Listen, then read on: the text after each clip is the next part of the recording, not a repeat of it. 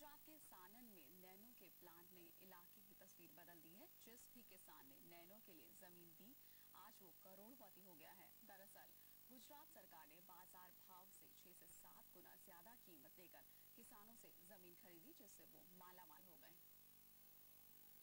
यह है गुजरात के साणंद जिले का रसूलपुरा गांव। टाटा मोटर्स का नैनो प्लांट लगने से इस गांव के लोगों की किस्मत बदल गई। किसान जमीन बेचकर करोड़पति हो गए हैं और बड़ी बड़ी गाड़ियों में घूमते हैं। गुजरात सरकार ने नैनो प्लांट के लिए उनसे बाजार भाव से 6 से 7 गुना ज्यादा कीमत देकर जमीन खरीदी है। यहाँ जब 1 बीघे की 5 लाख कीमत थी और यह सरकार ने ये जमीन ली थी तो 28,53,700 का भाव दिया। नैनो का प्लांट लगने के बाद साणंद इलाके में दूसरी कंपनियां भी अपना प्लांट लगाना चाहती हैं। इनमें मारुति, फोर्ड, गीतांजलि जेम्स, हुंडई और बॉस जैसी कंपनियां शामिल हैं। कंपनियों की दिलचस्पी देखते हुए गुजरात इंडस्ट्रियल डेवलपमेंट कॉरपोरेशन पहले से ही जमीन अधिग्रहण की तैयारी कर चुका है। 1660 हेक्टेयर ऑलरेडी हमें सम्मति से जमीन मालिकों से जमीन मिल चुकी है।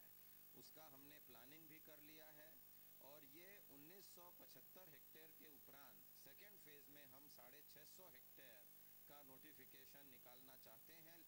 देश के दूसरे इलाकों में जमीन अधिग्रहण को लेकर कड़ा विरोध हो रहा है, लेकिन गुजरात में ये चुनौती नहीं है। सरकार ने पिछले साल दिसंबर में पारित जमीन अधिग्रहण कानून में किसानों का पूरा ख्याल रखा है। कानून के मुताबिक सरकार किसानों की रजामंदी के बाद बाजार कीमत से ज्यादा भाव पर जमीन खरीदेगी। कुल अधिग्रहण की गई जमीन का 1% किसानों को डेवलप करके वापस दिया जाएगा। साथ ही जमीन देने वालों के परिवार के एक सदस्य को नौकरी देने का भी वादा किया गया है।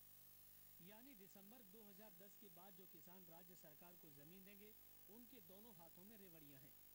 गुजरात सरकार ने साणंद के आसपास के 10 गांव की जमीन किसानों के पास से 5 से 6 गुना ज्यादा दाम देकर खरीद ली है।